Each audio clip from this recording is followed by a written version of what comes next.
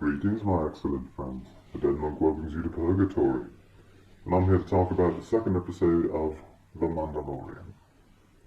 Now, I rewatched the first episode, and I still feel about the same way as I did before. It's okay. It's not great, it's not bad. The problems I had with it are still there. And one of those comes up again in this episode. But the music is not Star Wars at all, which, I find it alright when it sounds kind of tribally, but then when it sounds like it's supposed to be all exciting and fanfare and trumpets and stuff, no, when it sounds orchestral, it just sounds bland. I feel like at that point, it should sound like Star Wars. But my biggest complaint about the first episode was that some of it felt like filler.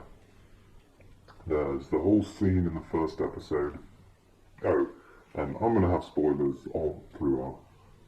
But there's a scene in the first episode where the Mandalorian, and he doesn't have a name, but he's 25% different Boba Fett, so I've just been calling him 25. That's what we're going with.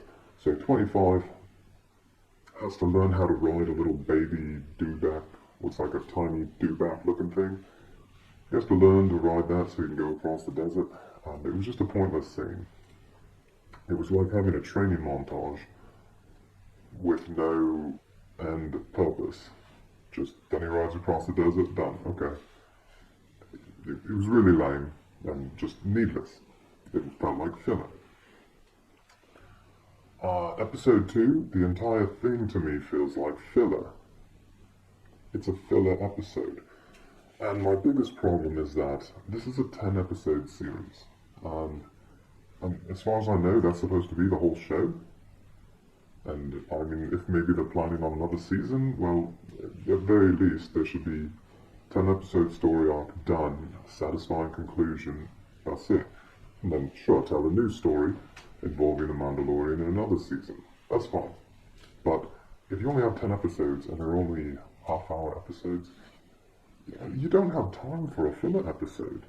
The story needs to grab you and keep you in. Stuff needs to happen. And in this episode, nothing happens. You could have had the whole episode in about 5 minutes.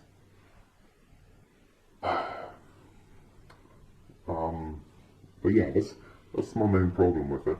It's just filler. And that's pretty much what all of Disney's Jake Wars, not Star Wars, it's fake Star Wars. That's what all of Disney's Jake Wars is. It's just all filler. It's just, here, have this, it's Star Wars. Pay for it. Here, we'll give you some more Star Wars. None of it feels like it has. Well, I'm not counting this show. It's only 2 episodes in. But, everything else with Jake Wars. It just feels like none of them give a fuck about the story or anything. It's just, slap Star Wars on it, they'll buy it. So this episode. So I mentioned the training montage. Right, so there was that whole pointless scene in the first episode. And the whole reason for the scene was he gets to the planet where he has to go find the Baby Yoda. And I'm really not sold on Baby Yoda. I'm afraid that it could turn out really badly. But yeah, he goes to the planet where he has to get the Baby Yoda because that's his bounty.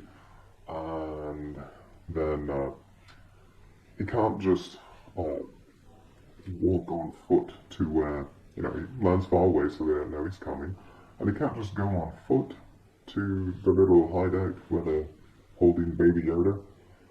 And so the Nick Nolte Ugnaught thing, I'm pretty sure he's just an Ugnaught, or maybe he just looks like one, I don't know. Doesn't matter. But Nick Nolte tells him, oh no, you can't go on foot, you need to ride one of these things that looks like a little dewback.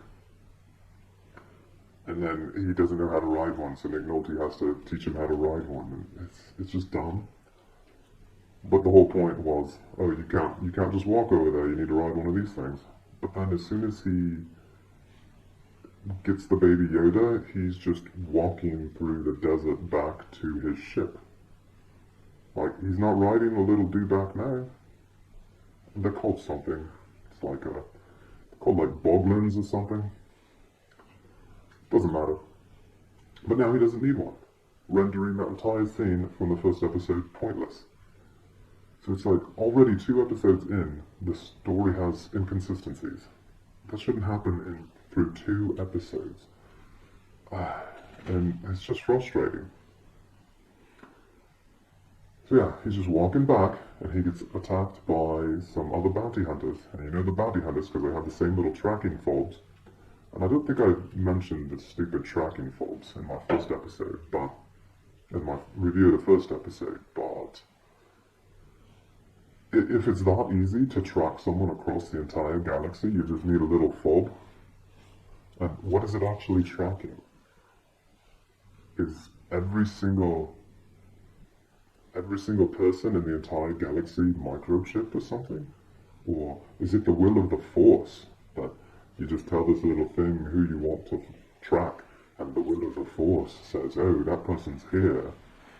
Like, how the fuck do they know where everyone is? And if so, why do they need bounty hunters? If you can just get a little device and say, where in the galaxy is this person? There they are. Like, no. How is everyone tracked? Why did Darth Vader, or why did Boba Fett have to use his wits and skills and stuff to actually track the Millennium Falcon and follow them to Bespin? Right? Why couldn't Darth Vader just hand out some fobs and say, here, use these? Or why didn't Darth Vader just use one himself and say, oh, they're right outside the ship. I have a little device that tells me where Princess Leia is. Like, it's so stupid. But, you know, I can kind of ignore that. I mean, I tried to ignore it in the first episode, but then it came up again in this episode. No, sorry, I can't ignore it anymore. Tracking fobs are stupid. So yeah, some other bounty hunters that, they look like the same race as, damn, what's the bounty hunter's name? Is that Bosk? One of the other bounty hunters on the Star Destroyer when Darth Vader sends them all out to find the Falcon. I think his name's Bosk. It might be their race, but I could be mistaken. Anyway, some other bounty hunters, and 25 beats them all. He kills them. One of them he just disintegrates. He has his little staff weapon that's like a cattle prod at one end, and it can also fire this, basically, yeah, disintegration beam. People just go, poof. Yeah, he beats all them. And then, let's see, and then he just keeps going, again, on foot, with the Baby Yoda. He was just told, can't do this without riding on this little tiny dewback. And so he gets back to his ship, but the Jawas there. They've been stripping his ship, stealing all his stuff. So he disintegrates a few of them, but then they get away. Then he starts to play Indiana Jones from Last Crusade, when he's riding on the tank, and it's almost gets crushed by rocks when they go and hit the side. And then he gets on top and has to kill people. He's playing Indiana Jones, which that's fine. But the Jawas fight him off, and they get away. So then he goes back to his ship, and it's all stripped. And let's see, then he goes to go see Nick Nolte again, and Nick Nolte says, alright, well, we'll try to trade with the Jawas, get your stuff back. And they go to the Jawas, and the Jawas want an egg. They want an egg. And so now he's playing Fetch Quest. And this whole thing with the Jawas is just needless. It's just kind of, hey look, Jawas. And a Sandcrawler, I think that's what it's called. The big thing from Star Wars. Very first movie. I think it's called a Sandcrawler. Has some treads and just the Jawas take it across the desert, sell droids to people and do all that. They go catch up to the Jawas, and Jawas want an egg. And it's an egg from this space rhinoceros. And I don't understand why the Jawas couldn't just kill it themselves. Yeah, they're not as big and tough as 25, but there are a lot of Jawas. They should have enough firepower between all of them that they could kill this space rhinoceros. But whatever. 25 goes on his fetch quest, gets his egg, gets his parts back. And yeah, this whole scene is unnecessary.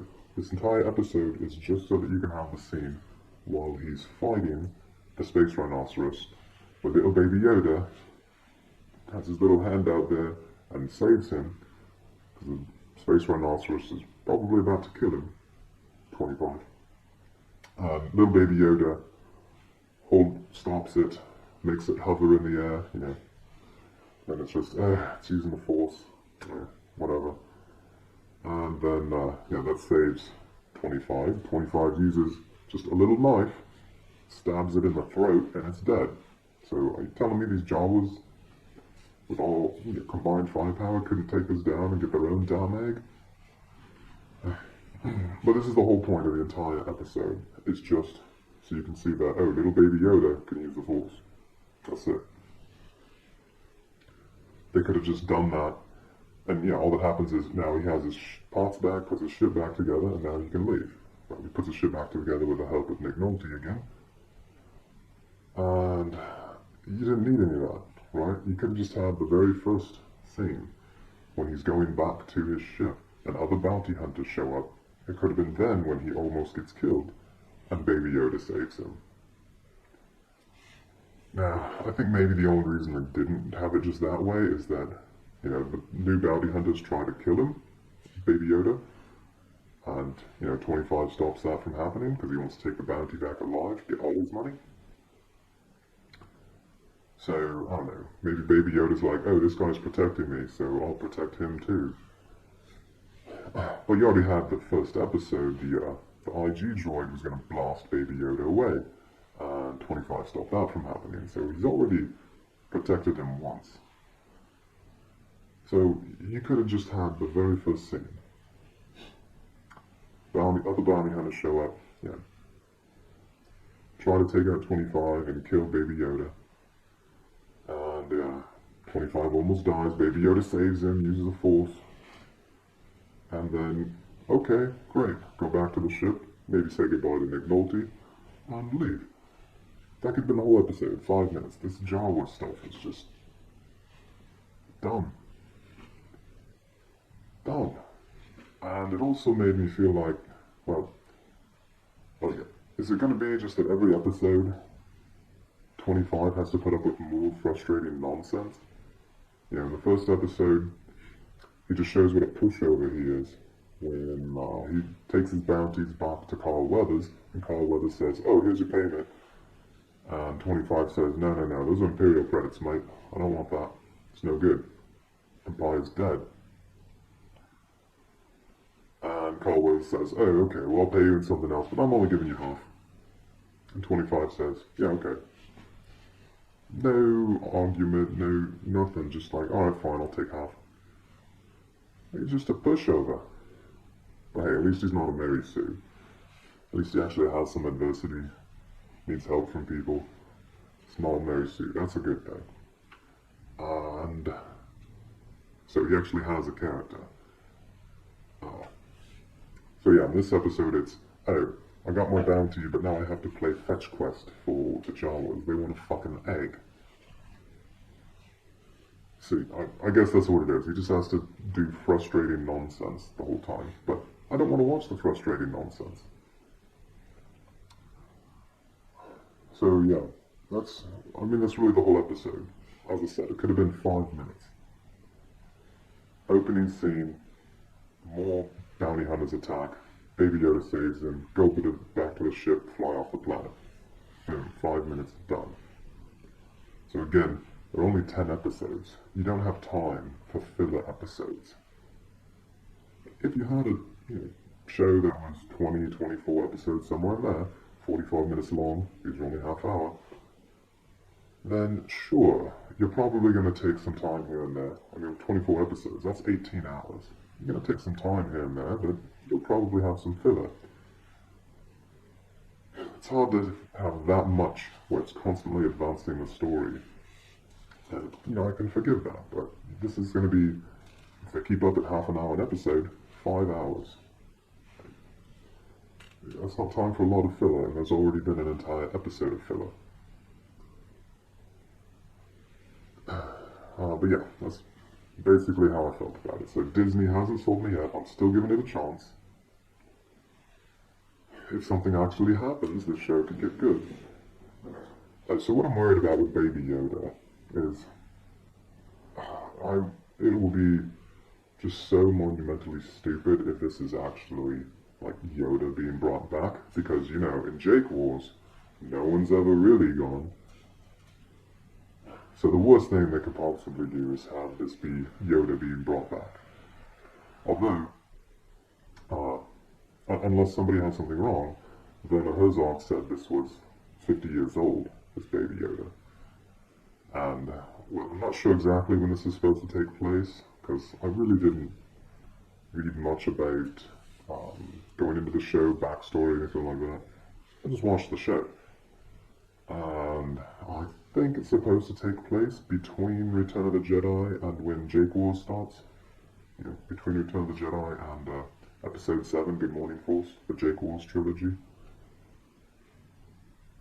And so if that's the case, well, Yoda's been dead for less than 50 years, so that wouldn't work out unless maybe Werner's just wrong. Or maybe this takes place 50 years after. It's actually after the Jake Wars trilogy. I don't know. I don't think that's the case, though. So, yeah, it probably isn't actually Baby Yoda, but I could see them doing that, and it would just be so stupid. Having it be a child of Yoda would be just about as dumb. So, Disney, you're not impressing me so far. The first episode was okay. This episode was just, nothing happens. I want to like 25. I want to like his character. But Disney's just given me nothing. Oh, I will say one thing. This is not a negative about the show. The more I hear Pedro Pascal's voice, but he has a helmet on, so it sounds all a little muffled, filtered. The more I hear him, the more he sounds like John Cusack. So, since I can't see his face, to me it sounds like I'm listening to John Cusack as the Mandalorian, which I think is kind of funny. But, that's just how he sounds to me. Let's see. Did I say anything good about the episode? I don't know if I did. I don't know if there was anything good to say. As I said, it's not terrible, it's just a filler episode. It's disappointing. So yeah, I think that's about it. Oh, and I'm still not convinced, or I still haven't determined yet whether every time familiar creatures show up, I still haven't determined yet whether I like that or just feel like I'm being pandered to. Because yeah, this one you had all the Jawas. I don't know. And do Jawas just... The only time we've seen Jawas, unless I'm mistaken, are on Tatooine and here. I don't remember seeing them anywhere else. So does that mean does every desert planet? Well, okay. There was that stupid not Tatooine planet in Good Morning Force. I don't think there were any Jawas there. So I was going to say, does every desert planet in the galaxy have Jawas? Do they ever live on any planets that are not desert planets? See, it's stuff like that where that's when I feel like, no, you're pandering. You're bringing them in here to pander. But, well, I haven't written off the show yet. It's just 2 episodes. Maybe it'll get good. Please do that, Disney. Well, I mean, it's too late. You already made the show. Please go back in time and fix it if it doesn't get good. Alright? Alright, so that's all there is to say about episode 2. I was going to say I'm looking forward to episode 3, but at this point, I'm looking to episode 3. We'll just say that. Alright, so all you out there, be excellent to each other. Farewell.